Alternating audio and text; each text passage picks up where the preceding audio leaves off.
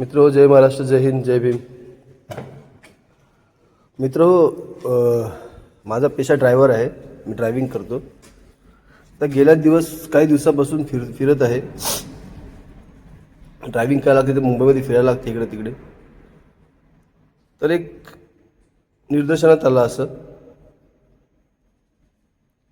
की मुंबईमध्ये 70 ते 80% होल्डिंग जे लागलेले आहेत, ठीक आहे. आणि असं पण निदर्शन झालं की मुंबईमधल्या देखील गाड्या ह्यांना कमी पडल्यात. UP, बिहार, MP वरनं गाड्या आलेल्या आहेत प्रचारासाठी. विचार करा जरा.